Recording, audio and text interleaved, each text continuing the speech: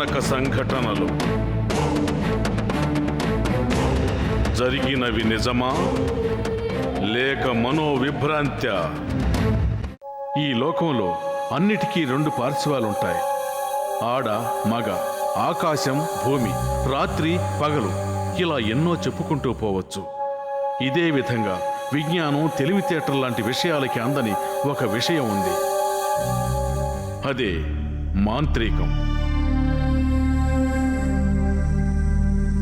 ఈ మాంత్రికంతో ఎన్నెన్నో విషయాలు చేసి చూపిస్తామని ఈ వృత్తిలో ఉన్నవాళ్లు చెబుతున్నారు. ఉదాహరణకి కనికట్టు విద్య, వాక్ స్తంభన, సభాస్తంభన, ఇంద్రజాలం, విషపు కాటికి మంత్రం, బెణుకులు సరిచేసే మంత్రం, ఇలా ఎన్నెన్నో రకాలుగా చేయవచ్చునని మంత్ర విద్యా నిపుణులు చెబుతున్నారు. ఇటువంటి వాటికి సంబంధించిందే అంజన రహస్యం. తమలపాకుకి కాటుక రాసి చూసే రహస్యం. అంజనం అంటే కాటుక. మంత్రశాస్త్రంలో ఒక ముఖ్యమైన అంశం తమలపాకులో కాటుక రాసి చూడటం. దీనినే అంజనం వేయటం అని చెబుతుంటారు. మనం చిన్నతనంలో చదివిన కొన్ని పుస్తకాల్లోనూ కొన్ని మాయాజాల సినిమాల్లోనూ మాంత్రికుడు తమలపాకులో అంజనం వేసి చూడటం మనకు తెలుసు. కానీ ఇదంతా నిజమా? దీని గురించి మనకి ముందుగానే పరిచయం ఉన్న మాంత్రికుడు జార్జిని అడిగాం. జార్జ్ కొన్ని వారాల క్రితం మనకు రక్షరేఖల గురించి తెలియజెప్పిన వారు. ఈయన దగ్గర ఇంకా కొన్ని విషయాలు తెలుసుకోవడానికి మళ్ళీ ఆయన దగ్గరకు వెళ్ళాం. మాంత్రికుడు జార్జ్ మన ప్రశ్నలకు జవాబులు చెప్పడానికి సిద్ధమయ్యారు.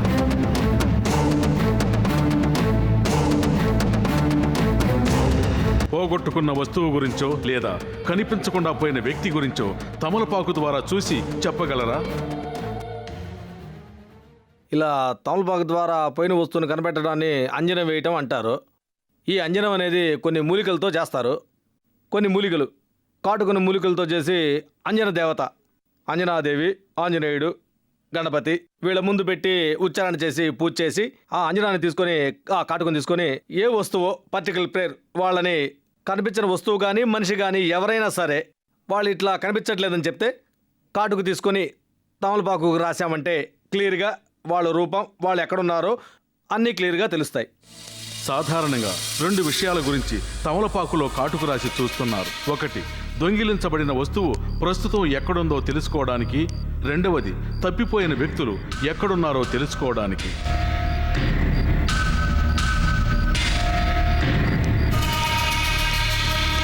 జార్జ్ ఈ అంజనం వేసే విద్య చేస్తున్నారని తెలిసి మేము ఆయన్ని కలిసి అంజనం వేసి చూపించమని అడిగాం. ఈయన చెప్పేది వెంటనే నమ్మలేని విషయం అనిపించినా ఈయన దీన్ని ఆచరణలో చేసి చూపించారనేది ఆయన దగ్గరికి వచ్చి వెళ్లే జనం చెబుతున్నారు. జార్జి కూడా మామూలు మనిషే, కానీ ఏదో ఆయనకి ఒక అద్భుతమైన శక్తి ఉంది. ఆయన ఆ తమలపాకుతో అంజనం చూస్తున్నారు సార్, కాటుకు రాసి చూస్తున్నారు. ఆయనకి చూడగానే తెలిసిపోతోంది. 2 రోజుల్లో 3 రోజుల్లో కనిపెట్టేయచ్చని చెప్పి పంపుతున్నారు. మీరు 2 రోజుల తర్వాత రండి, మీ వస్తువులు మీకు దొరుకుతాయి అంటున్నారు. వాళ్ళు వస్తువు దొరికిన తర్వాతే ఇక్కడికి వస్తున్నారు. వచ్చి సార్ మాకు వస్తువు దొరికింది, ఇదిగోండి, ఇది మా వల్ల ఇచ్చుకోగలిగే కానుక అని చెప్పి సంతోషంగా ఇస్తుంటారు. అదే సార్, ఆయన ఏదో జపం చేసి మంత్రాలు అవి వేసి అలాగే ఆ కాటుకతోటి అంజనం అది వేసి కరెక్ట్గా చెప్తూ ఉంటారు, ఈ దిశలో ఉంది దొరుకుతుంది అని. అప్పట్లో వీడు మద్రాసులో ఉండేవాడు, మేము మా ఊర్లో ఉండేవాళ్ళం. వీడేమో 10వ తరగతి చదువుకుంటుండేవాడు, కానీ పాటలు కచేరీలు అంటే ఎక్కువ ప్రాణంగా ఉంటుండేవాడు. తాతయ్య గారిలాగే నేను అంజనం వేస్తాను అని అంటుండేవాడు. నేను నమ్మకం లేక ఒకరోజు ఏంటయ్యా ఈ పనులు అని అడిగినప్పుడు తమలపాకు కాటుకు రాసి చూపి నువ్వు కూడా ఇలా రామ్మా అన్నాడు. నేను చేంజ్ చేయాలిరా అంట, నీకు నేను ఒక ఆకారం చూపిస్తాను చూడు అన్నాడు. వాడికి ఎలా తెలిసిందంటే వాళ్ళ తాతగారు అప్పట్లో తమలపాకులో అంజనం వేసేవారు. అప్పుడు నేను చూశాను, అందువల్ల కొంచెం నమ్మకం కలిగింది. వాడిని చూసినప్పుడు సరే వీడు ఆ దారిలో వెళ్తాడేమో, తాతగారి విద్య వీడికి వచ్చింది, ఇక మనం ఏం అనకూడదని నేను వదిలేశాను. వాళ్ళ నాన్నగారు కూడా ఏంటి ఇలా చేస్తున్నాడు, ఎందుకు వీడికి ఇవి అన్నప్పుడు వాడి ఇష్టానికి వదిలేద్దామని చెప్పాను. వాడి పాటికి వాడిని వదిలేశాం. ఏదో జనం వస్తున్నారు వెళ్తున్నారు, ఎవరైనా జార్జి మీ అబ్బాయి అని మెచ్చుకుంటుంటే విని సంతోషపడుతుంటాను.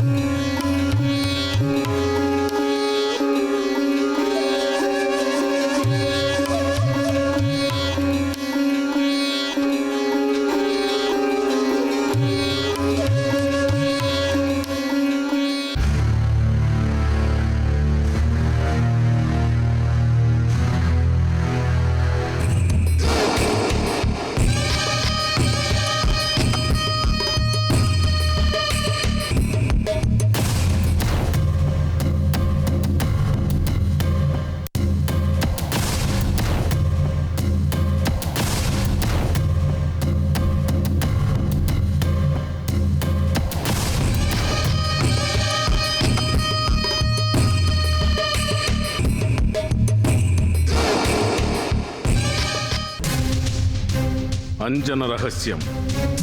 తమలపాకుకి కాటుకు రాసి చూసే రహస్యం. తమలపాకులో అంజన వేసి చూపిస్తానని జార్జి మాతో చెప్పారు. కానీ అంతకుముందు ఆయన్ని కొన్ని ప్రశ్నలు అడగాలి. ఈ కాటుకను ఎలా తయారు చేస్తున్నారు? మూలికలతో, పూర్తిగా మూలికలతో చేస్తాను. గోరోజనం, కస్తూరి, జవ్వాదు, అత్తరు, తంగేడు, ఈ చెట్టువేళ్ళు, కలబంద. ఈ అంజనాన్ని తయారు చేయడానికి కొన్ని పద్ధతులు ఉన్నాయి. ఆ పద్ధతులు చెప్తాను.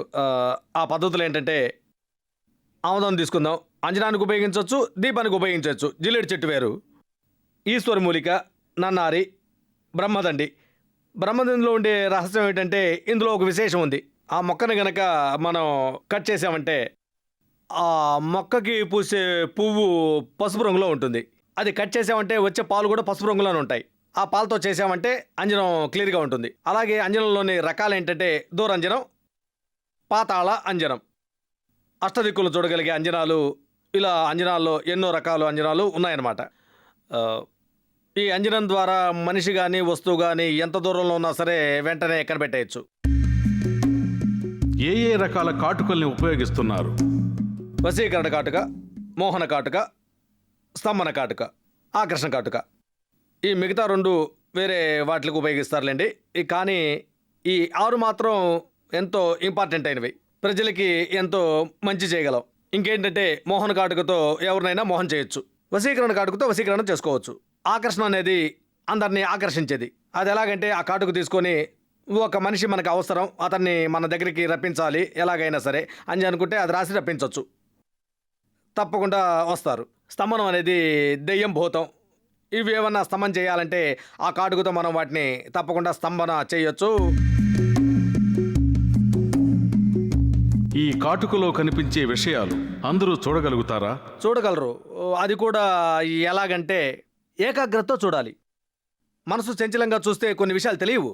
తదేకంగా చూస్తే అన్ని విషయాలు కనిపిస్తాయి. అవును, ఏమేమి ఉన్నాయి, పాతాళంలో ఏమున్నాయి, ఎక్కడున్నారు, కొన్ని పోయిన వస్తువులు, ఆత్మలు, కొంతమందికి చేతబడి చేశారంటే ఎవరు చేశారు, ఏంటి, ఈ విషయాలు. ఈ కాటుకలు తయారు చేయడానికి ఎన్ని రోజులు పడుతుంది? ఈ కాటుకు తయారు చేయడానికి 45 రోజులు. పవర్ఫుల్గా చేయాలంటే 45 రోజులు గ్యారెంటీగా పడుతుంది అనమాట. మామూలుది తయారు చేయాలంటే ఒక 10 రోజుల్లో తయారు చేయొచ్చు. మూలికలు సేకరించి ఎండబెట్టి నూరి తయారు చేయొచ్చు అనమాట. ఈ కాటుక అన్ని పనులు చేస్తుంది. వశీకరణ కాటుక. ఈ కాటుకతో వశీకరణ చేయొచ్చు, ఆకర్షణ చేయొచ్చు, మోహనం చేయొచ్చు, స్తంభనం కూడా చేయొచ్చు. దెయ్యాల భూతాలు కూడా వదిలించవచ్చు. దెయ్యం భూతం ఎవరినైనా పట్టిందనుకోండి, ఈ కాటుకు తీసుకెళ్ళి పెడితే వెంటనే వదిలిపోతుంది అనమాట. అలాగే అన్ని విషయాలకి ఈ కాటుకని ఉపయోగించవచ్చు.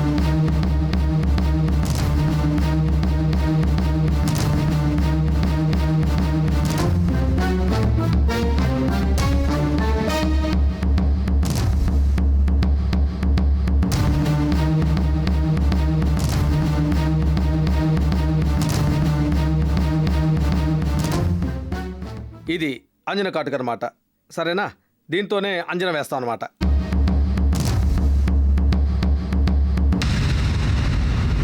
ఇది వశీకరణ కాటుక. ఇది చాలా ముఖ్యమైన వశీకరణ కాటుక. ఇది ఒరిజినల్ కూడా. దీని మూలికలతో చాలా పవర్ఫుల్గా చేస్తాం. అన్నింటినీ కూడా అలాగే చేస్తాం అనుకోండి. దీనికి మాత్రం ప్రాణ ప్రతిష్ఠ చేస్తూ రావాలి, ఎప్పుడు చేస్తూనే ఉండాలి. అలాంటి మూలిక కాటుక ఇది. ఇది చితాభస్మంలోంచి తెచ్చిన మూలిక. ఈ కాటుకతో జ్యోతిష్యం, రోమాంశం, జ్యోతిగడ్డి ఇవన్నీ కలిపి తయారు చేస్తాం. ఇప్పుడు నా దగ్గర ఉన్న కాటుక మాత్రం మంచి విషయాలకు మాత్రమే ఉపయోగిస్తాను. చెడ్డ విషయాలకు వాడే కాటుక అది సపరేట్గా ఉంటుందనుకోండి, అది వేరే విషయం. అది ఉపయోగించేది మాత్రం చాలా రేర్. ఇది చాలా క్లిష్టమైన సమస్య. భూతాలు పట్టుకొని ఇబ్బంది పెడుతుంటే వాటికి మాత్రమే అది ఉపయోగిస్తాం అనమాట. వశ్యం చేసుకోవడానికి ఇలాంటివి ఉపయోగిస్తుంటాం. దెయ్యం, భూతం, చేతబడి లాంటికి ఇలాంటి కాటుక ఉపయోగిస్తాం. చాలా క్లిష్టమైన సమస్యలకు మాత్రమే అలాంటివి ఉపయోగిస్తాం అనుకోండి.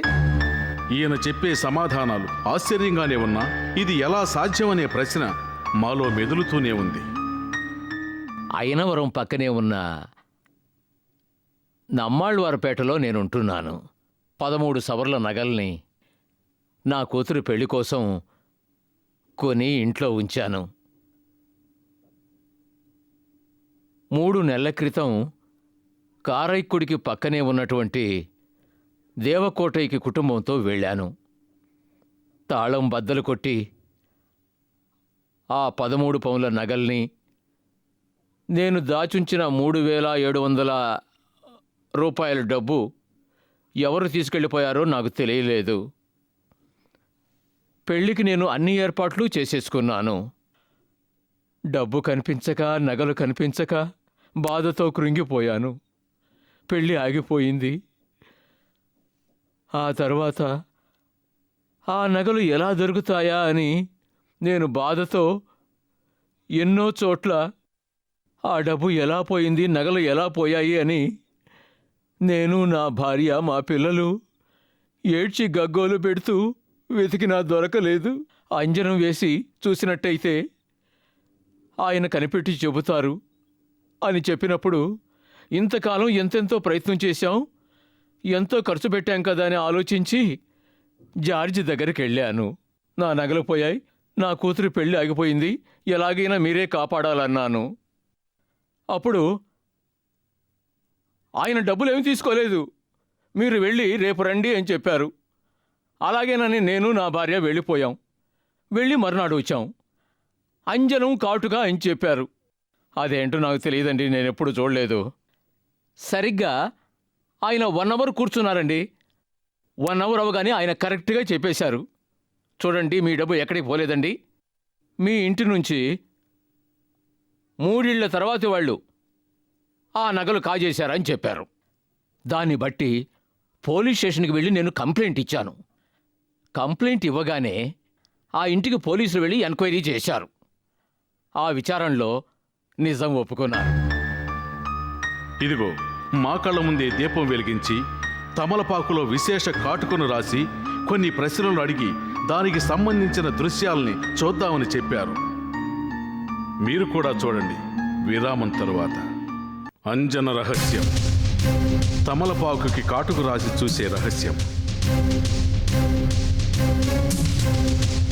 ఇన్ని ప్రశ్నలకి ఈయన చెప్పే సమాధానాలు ఆశ్చర్యంగా ఉన్నా ఇది ఎలా సాధ్యమన్న ప్రశ్న మాలో మెదులుతూనే ఉంది. అది ఆయనకు చెప్పి మా కళ్ళ ముందే, అంటే మీ కళ్ళ ముందే ఒక చిన్న ఉదాహరణగా తమలపాకుకి కాటుకు రాసి చూపించమన్నాం. ఆయన కూడా అందుకు అంగీకరించారు.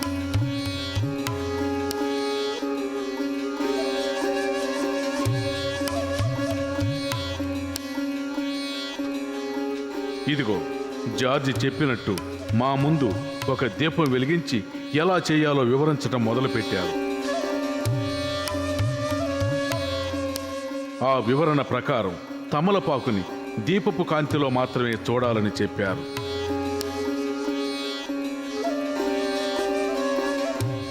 ఆ కాటుక పూజా పునస్కారాలు జరిపిన కాటుకై ఉండాలట.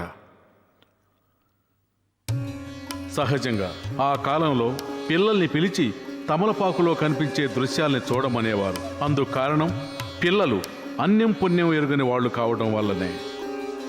పెద్దవాళ్ళు ఎవరైనా చూసేటట్టయితే వారు మంత్రసిద్ధి కలిగిన వారో లేదా తీవ్ర ధ్యాన సాధన చేసిన వాళ్ళు అయి ఉండాలి అని జార్జి చెప్పారు.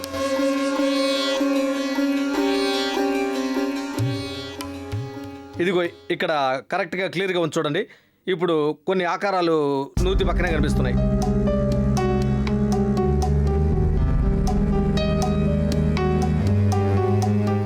పూలతో చూపిస్తాను చూడండి.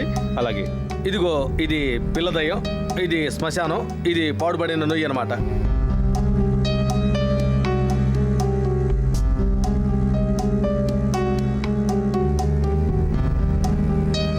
ఏది ఇప్పుడు చూపించండి. ఇది పిల్ల దయ్యం. ఇక్కడ ఒక భయంకరమైన ఆకారం పడుకొని ఉంది. ఇది నుయ్యి అనమాట. ఇది పాడుబడిన శ్మశానం. ఇది పాడుబడిన నుయ్యి. ఇది భయంకరమైన రూపం. ఇక్కడ ఒక చిన్న పిల్ల దయ్యం ఉంది చూడండి.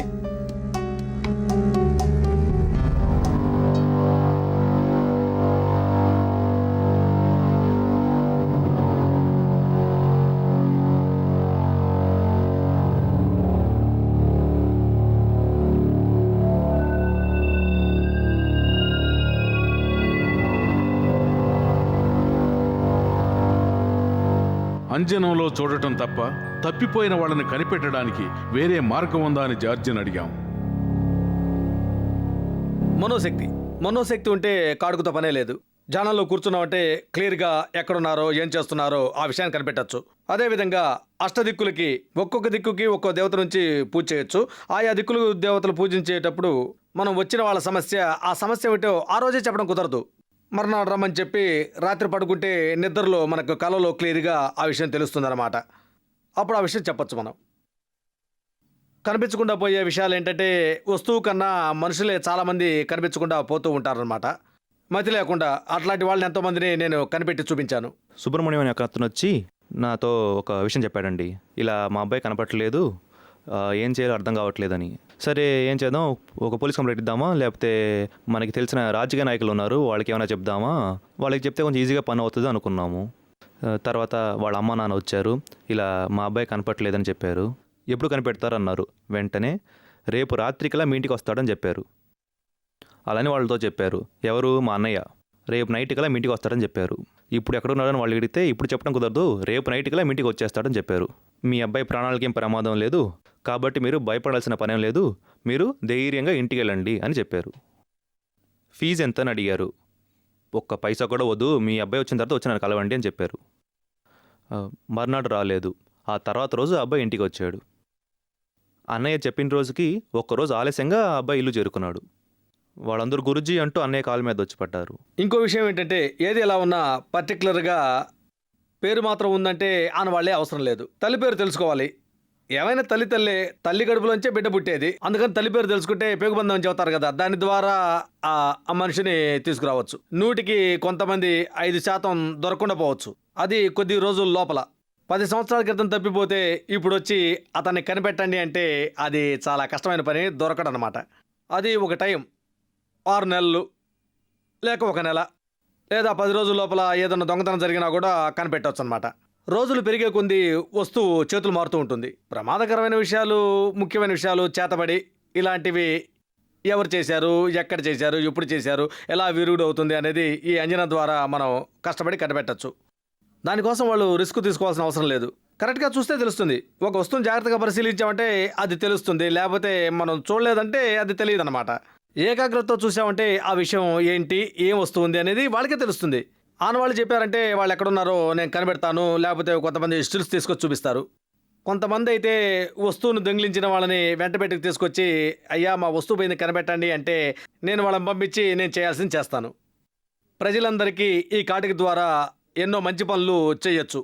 ఈ కాటుక ద్వారా ఏ సమస్యనైనా పరిష్కరించవచ్చు అనమాట. పూర్వకాలంలో దీన్ని ఉపయోగించేవారు, ఇప్పుడు దీనికి ఆదరణ తగ్గిపోయింది. ఇది లామాలు టిబెట్లో ఉపయోగిస్తున్నారు. నేను దాన్ని తీసుకొచ్చి ఇక్కడ ఈ ప్రజలకు ఉపయోగపడేట్టుగా కాటుకతో అందరికీ మంచి జరిగేటట్టుగా చూస్తూ ఉన్నాను. అందువల్ల నాకు మంచి పేరు వచ్చింది.